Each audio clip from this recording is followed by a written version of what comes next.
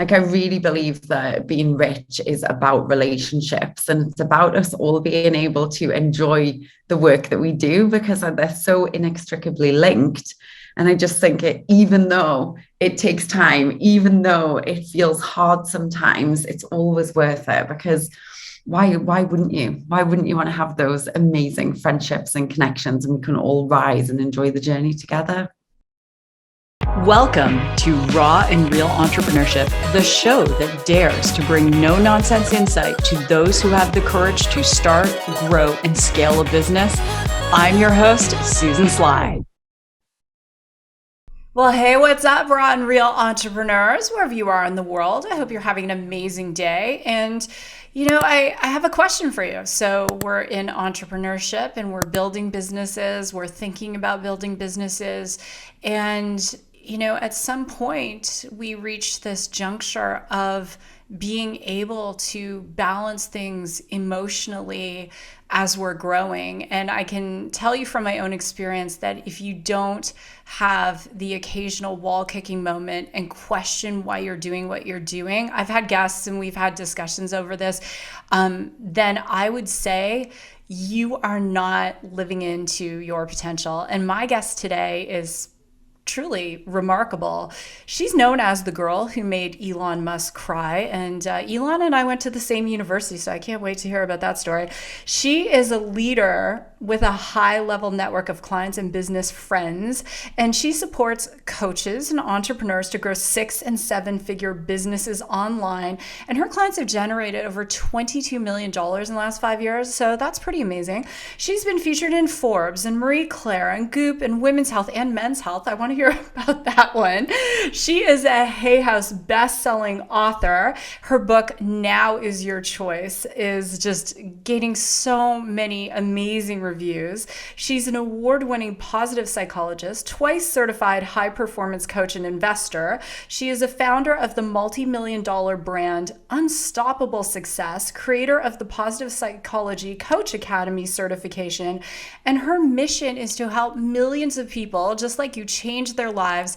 And on top of that, you all know when I'm interviewing someone from the Commonwealth, since I'm Canadian, but I live here in the US, we do get a little silly. So you don't know what's going to happen in this episode. But Niyc Pidgeon, welcome to Raw and Real Entrepreneurship. I'm so excited to have you. Thank you for having me. I'm thrilled to be here. And thank you for the amazing intro. I always think it's nice when another woman we get to celebrate each other. So thank you. Well, before I talk about men's health, let me ask you this question. I ask all of my guests, what was your first business you ever started? Tie-dye socks. Oh, no one has said that one before. We had this, I don't know whether you have it in Canada, we have this like initiative in schools in England called Young Enterprise, which is where you're encouraged to set up a real business in high school. So I was the managing director of that business, and we actually bought socks. We went home and we tie-dyed them in our washing machines, brought them back to school, and we sold them literally at lunchtimes. And that was my first adventure. And do you know what I learned from that business? I learned that I was a terrible delegator, and I was actually taking on all of the workload myself. So I started to see at an early age that I needed to do something about that. The business didn't last the test of time. So it's not around anymore, but it was definitely a fun adventure. Tie-dye socks. I have never tie-dyed a sock, but I did tie-dye my share of shirts. And it's funny how things come around again because my 16-year-old loves tie-dye everything. And my girls just went through this big tie-dye phase. And I was like, oh my gosh, like hide the cashmere. They're going to tie-dye the dog. It's crazy. So of 300 people, you're the first tie-dye sock person. Oh, yeah. So what was the business that you started that physically felt like a business? When was that one? So the real business, it was actually back in 2010, the first one that I set up. And I was living in Amsterdam at the time, studying for my master's degree in positive psychology. And I read the book, The 4-Hour Work Week by Tim Ferriss. And I started to learn about this passive income idea. and stopping trading time for money. And it was just this crazy concept that I was trying to wrap my head around and I really wanted to master. So the first business that I had that was like my real business was a supplements company where I would actually import a product, a green juice powder, which had superfoods and probiotics in it. I'd bring it in from America to England and I would sell it on my little website. And I literally remember to this day, the first sale that I had coming in, and it was for £35. And it felt so good because I wasn't sitting at my laptop. I was living my life and I could see that money coming in on autopilot without me having to be there trading my time for the money. So it felt really, really cool to kind of get on that train and get started in that capacity.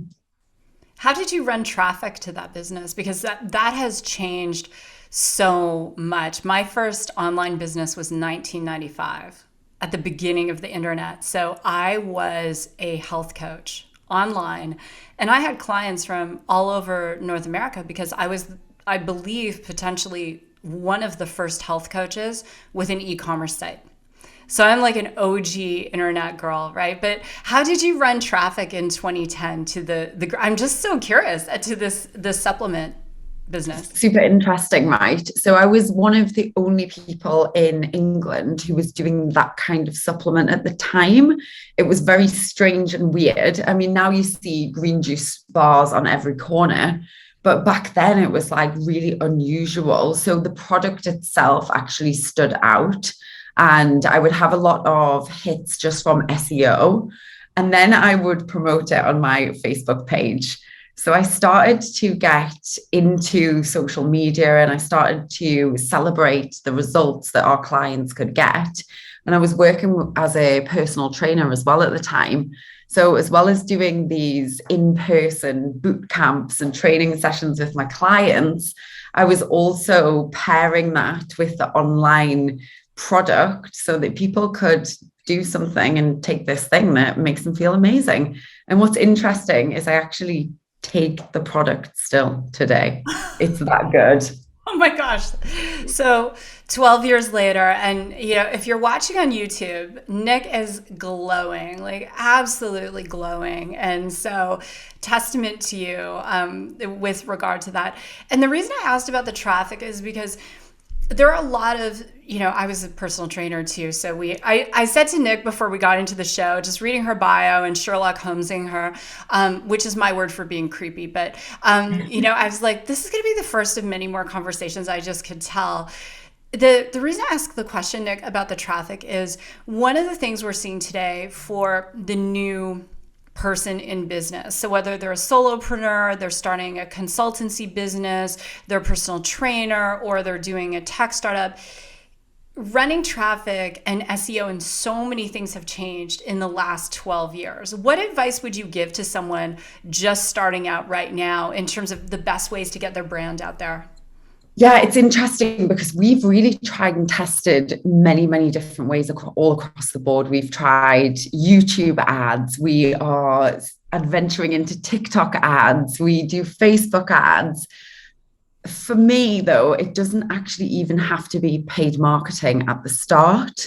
So I think a lot of people get nervous and are apprehensive around the investment that you've got to make in growing a business online, whether it's time, energy, financial resources.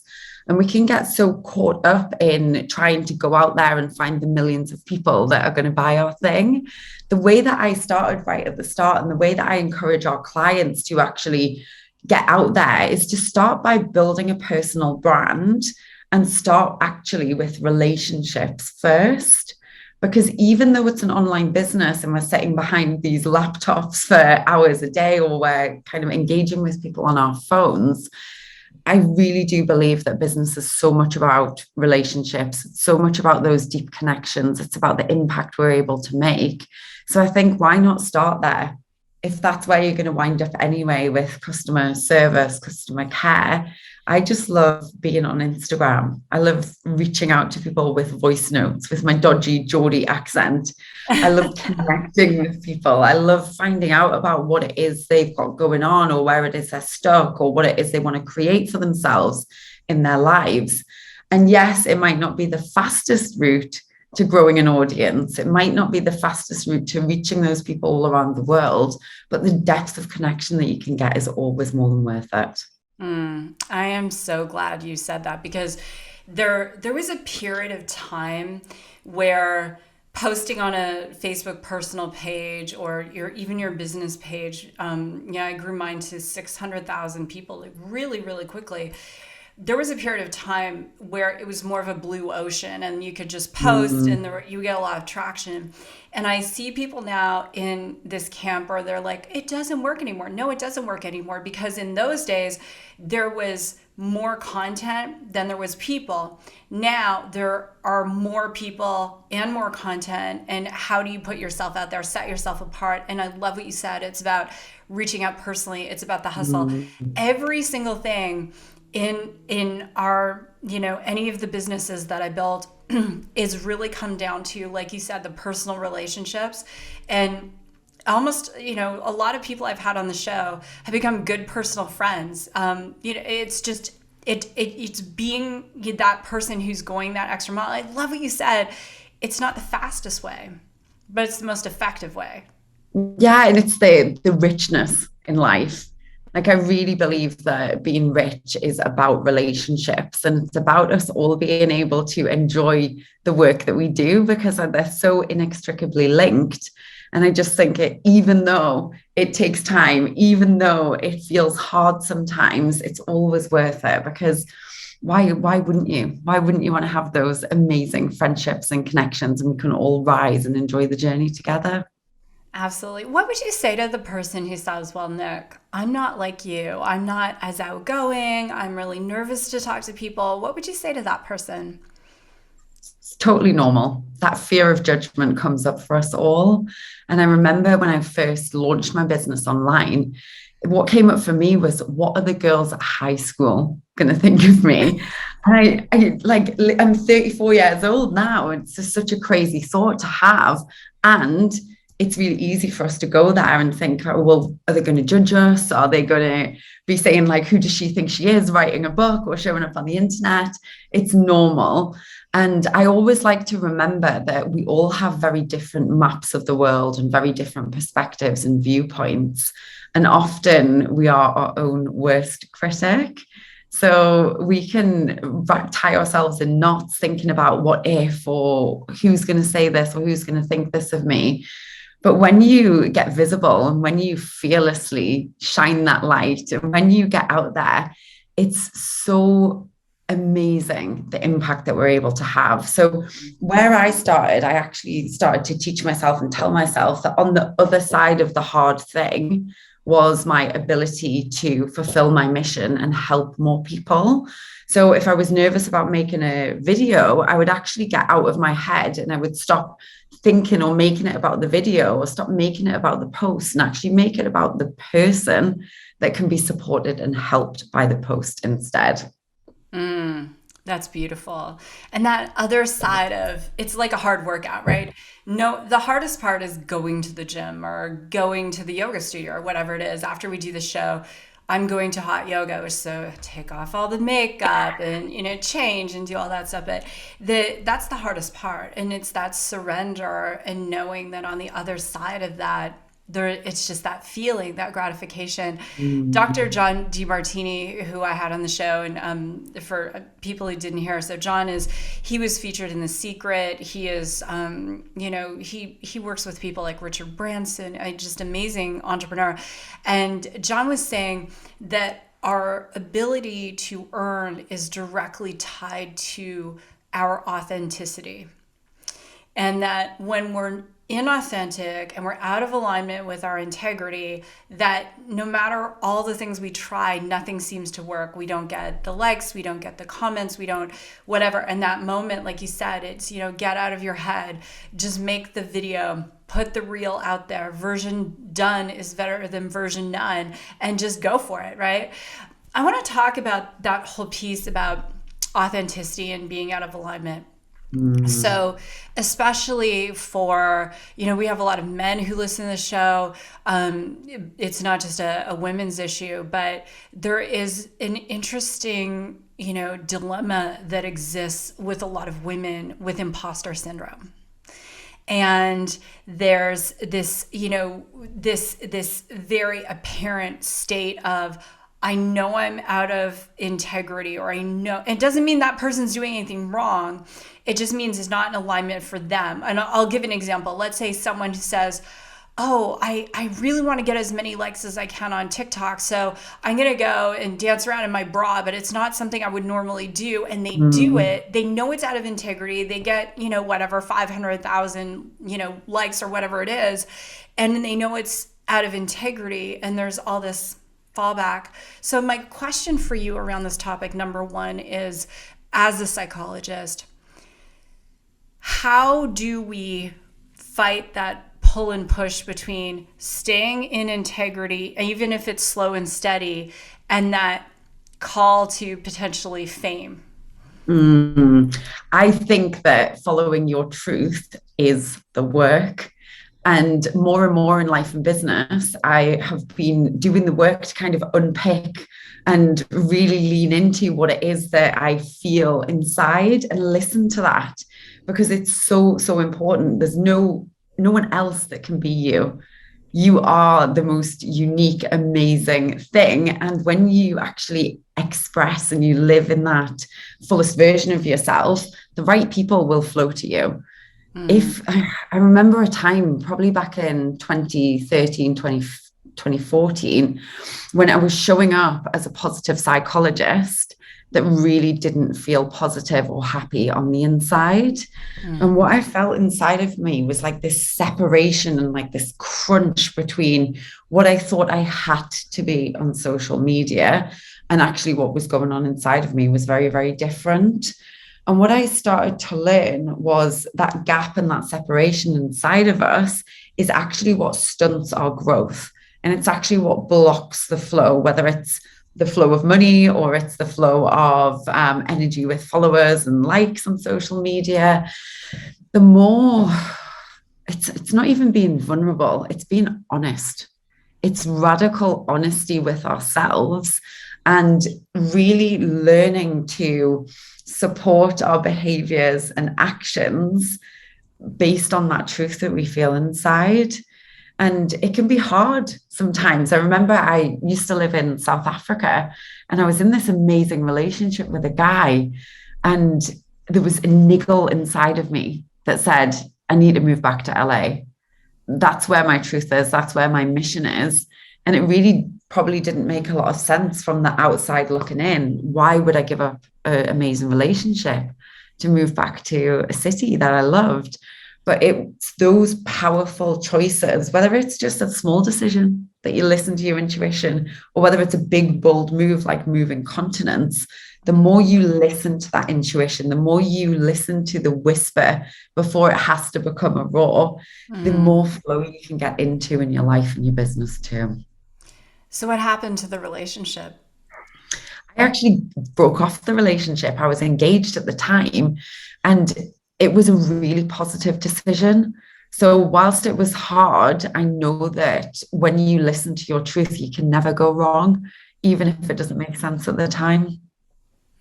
That's beautiful. Listening to your truth. And that is going to come with detractors, right? So when we step into that truth and we're following our path, it's amazing how the critics show up, because there are people out there who want to see us through a certain lens.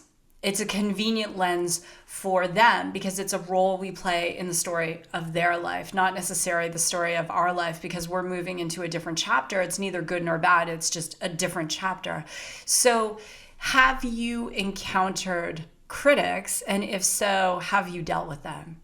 Oh, yes. Oh, yes. Every day. And in various different ways as well. So I remember when I first set up my online coaching business and I launched a group coaching program. I was running Facebook ads. I'd worked on it for 6 months. And when I finally launched it, I had one sale. Now, one person in a group coaching program isn't actually a group. So a lot of fear and a lot of self-judgment came up at that time. And my dad was actually telling me, Nick, you can't be an entrepreneur. you need to just go back and get a job. You need to do something that's safe, something that's secure, something that's bringing you a guaranteed income. And there was a big question inside of me at that time, because I was actually listening and I was saying, you know what, maybe I am crazy. Maybe I can't do this. But it was really, really important at that time to listen to what felt true for me, because my dad was making this judgment or this viewpoint based on his map of the world. He wasn't an entrepreneur. He had grown up and he'd worked his way up the career ladder in a job. So he was filled with love and care for me, and he just wanted the best thing for his daughter. But what is best for everybody else isn't always what's best for us. So I did what I would teach someone else to do. I put actually on my headphones, put on a podcast, and I went out and I moved my body every single day. And I just started to flood myself with positive stimulus and thoughts and feelings until I could actually start to think differently and have more certainty inside of myself. So I started to trust myself more and more and more, even if people on the outside thought that I was wild to set up a business. And within 35 days from that point, I'd made $35,000 in my business. From there, I went on to make 100,000 in 100 days. And I did $1 million before I was 30. So now I have the juxtaposition or the flashback, the before and the after. Imagine I had gone and got a job. Imagine where I would be then. I certainly wouldn't be here talking to you. Yeah. And I love that you shared that story, because it breaks my heart. The statistic in America is that in the tech world, 90% of startups fail. And 61% of Americans want to start a business. Only 8% of them ever do, of that 61%. That's the newest data that's out there. And it's hard. It's hard. One of the businesses that I started that, was fantastic. It, generated $22 million for me personally, but it was like, I had so much criticism. My husband criticized me. My in-laws criticized me. And like you, I just put on my headphones and I go listen to Jim Rohn, or back in those days. And this was back in 2003, 2004. And it was just constantly, the voice of positivity had to be louder than the voices of negativity. And I think that, one of the reasons we see so many people struggle is they're seeking their personal development online. And online is also a slippery slope, because you go on Twitter. I love Twitter. If you tweet at me, it's me tweeting back at you, unless you're an idiot, in which case I might tweet back at you, but you're not going to like what I have to say. But, people will go on and they'll start to look for their favorite people who are positive, but then they start to see news and they start to see all these other things. I love what you said, like, put your podcast on, move your body, change your physical state, changes your emotional state.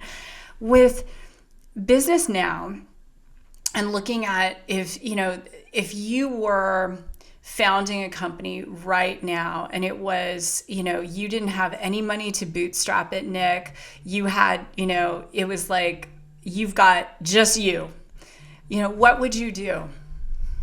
Ooh, I love this question. Do you know what just came to mind? Have you seen the TV program? I think it's like The Undercover Billionaire. Yes. When they go out, and that just sprung into my mind. For me, it would come back to relationships. I'd look at who can actually help me and who has skills, who has strengths that I can balance with mine. And that would be my first port of call. It would be who has something that I can go and ask for support with, or who knows somebody, and just leverage the power of the network, because that's really where the wealth is. And there's so much opportunity out there. And if I look back at what it is that's actually supported me over the years, it is relationships. It's been role models that I've had right from the start. One of my friend's mums was a woman entrepreneur back in Newcastle. And I remember her telling me, Nicola, you're brilliant. You're always going to be successful. So it was listening to those small guiding words and really instilling that self-belief within myself that allowed me to then go and make the choices to look at what was working for other people and to really guide myself by other people's success, starting to make those decisions like who can actually support me on this journey. So I would start there. And I feel like there's so much you can do now. I started my businesses with no money. I had originally, once I got started in the supplements company, so Richard Branson gave me a loan for £8,500. And that was where I was able to have the conversation with him and with Elon Musk on a Google Hangout because of that investment. Now, that was back in 2013. And in 2019, I was able to sit at dinner with Sir Richard on Necker Island and tell him the story of how I'd been able to make that £8,500 into multi-millions of dollars because he had invested in me right at the start. Mm-hmm. And it was an amazing story to be able, because he said, how did you make the 2 million per year?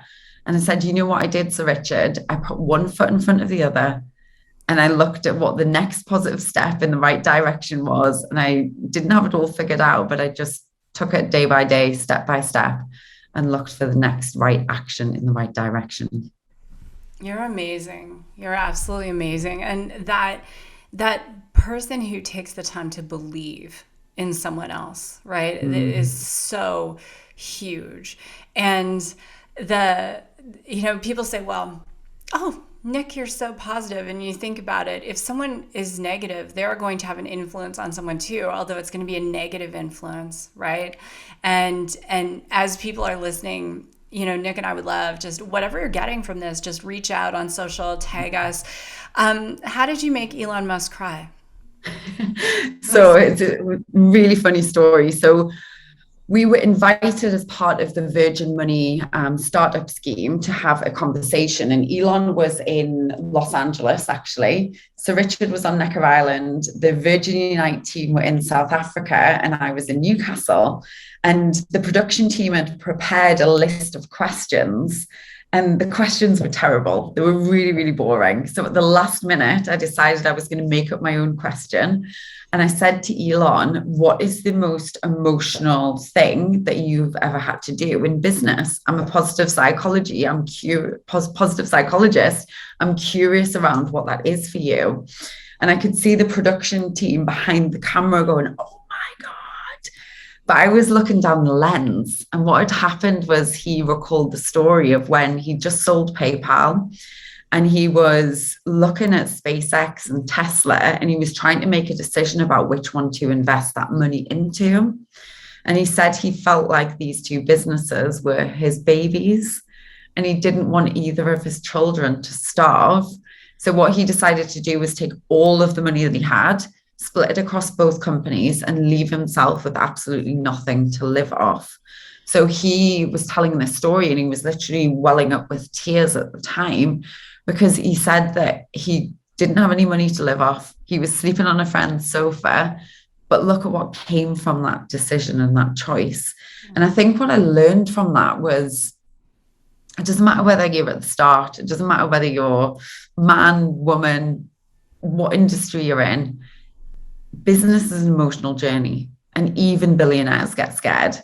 And I think that when you accept that there's going to be challenges and you get used to running companies with this unstable footing, you understand it's always going to be changing. Once you get comfortable with being uncomfortable, it's a lot easier to actually ride the wave, enjoy the journey along the way, and trust the process, even though you might feel like it's messy on the way.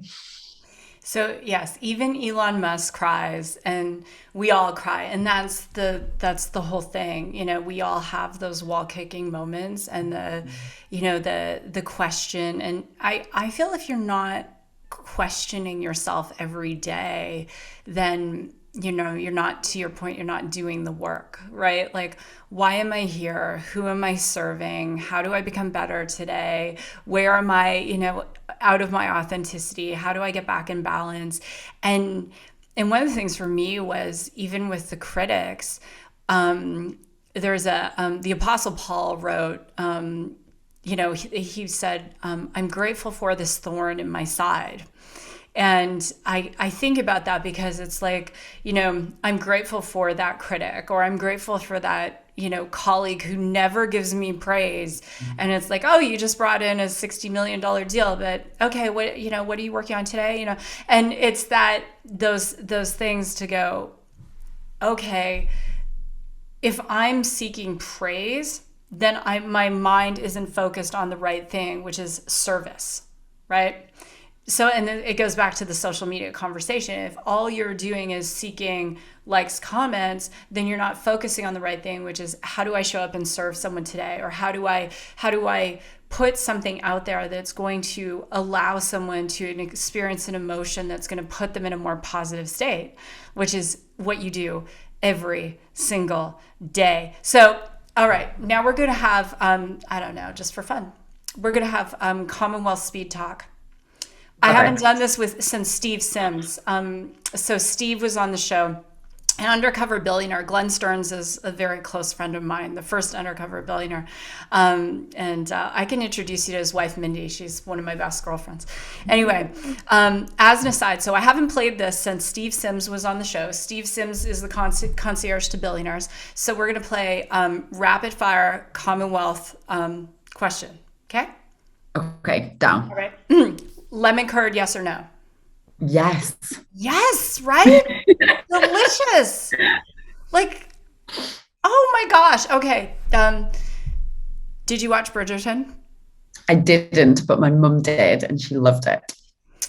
All I have to say is, yes, do. All right.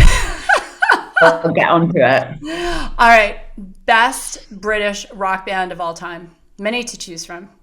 British rock band. Ooh, can I say Dire Straits? Do you know who they are? Of course. Mm-hmm. Cool. Okay. Love money for nothing, yep. Chicks for free. Mm-hmm. Yeah, I remember dancing around the dining room table, my dad's CD on. Such good music.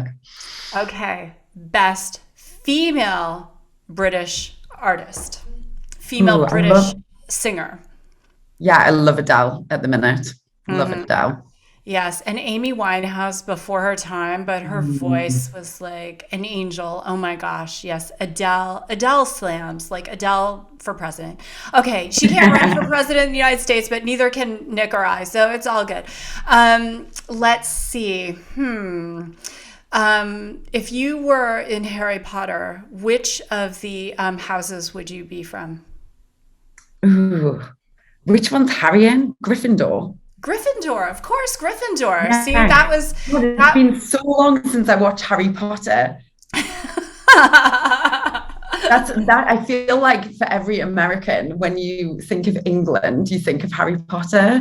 And the school that I actually went to was like this red brick school with all of the ivy growing over it.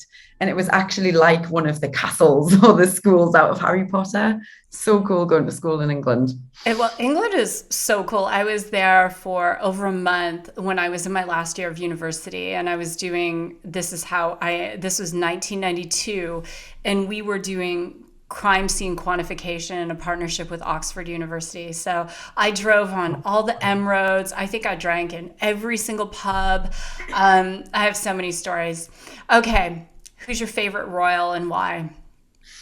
I love Harry. He's just so real, so normal. And I feel like because we're similar ages as well, we got to grow up and like see him at the rugby and just see him living a normal life. I think it's just been really, really refreshing for the royal family to have like a younger, more kind of mainstream, I guess you would say, member of the royal family. Okay. Who's yours? Who's Princess Diana, all the way. The night she died, I cried so hard. And, I grew up, I was raised by my grandmother and my dad. And my grandmother's best friend, my Auntie Pam, was from England, and she was from south of London. And so every afternoon we had tea.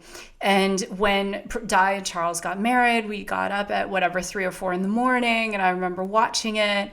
I loved Diana. So that's all. She's the GOAT, in my opinion. That's all I have to say about that. Last rapid fire Commonwealth question. If you could import either a trend or a lifestyle piece, something from the UK to America, what would it be and why?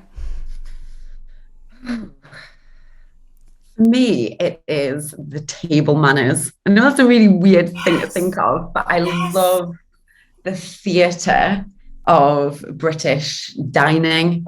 And I feel like it's really special if you go to, for example, the Ritz or like the Ivy in London, and all of the knives and forks, all of the spoons, the many glasses. It just feels really special and traditional.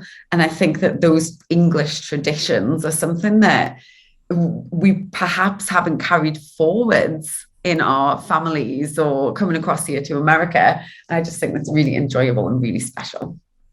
I could not agree more. The manners, absolutely. I'll finish with a funny story and give the last word to you. But so when we were last living in Canada, there was a family that moved from the UK, and the little boy, his name was Harry. First day of school, the teacher says, "And please don't forget to tell your parents to send an extra pair of pants with you tomorrow." And he goes home and he's like, "Mommy, they want me to bring an extra pair of underwear to school." Oh my goodness, because pants are trousers. Yes. So Yes. true. There's literally a language barrier between American English and English English. There is. So anyway, yes, pants are trousers, and in Australia, thong is not what you think it is. No. Americans, anyway, and you don't say nugget in Australia because that's not what it means. So that's all I have to say. That we could have a whole Commonwealth dictionary. Yeah, need it. So, final word to you, Nick. What do you want to say to the person who's listening, who's just starting a business or getting the courage to start one? What do you want to say to them? Trust yourself and trust the process. It's not always going to be easy, but you can't go wrong when you rely on yourself. And I think that's something that I've learned over the years. It's like when you trust yourself, it's always going to work out. Trust yourself and trust the process. I love it. Niyc Pidgeon, you're amazing. And everyone, you can go to niycpidgeon.com. Tag us both on social. If this episode has been helpful, please, please, please, wherever you're listening, give us a 5-star review. We would love that. And if you have a comment or a takeaway, go to susansly.com. I would love to hear from you. I get to see them all. So please do send them over. And with that, Niyc, thanks so much for being here. And go out there, rock your day, everyone. This has been another episode of Raw and Real Entrepreneurship.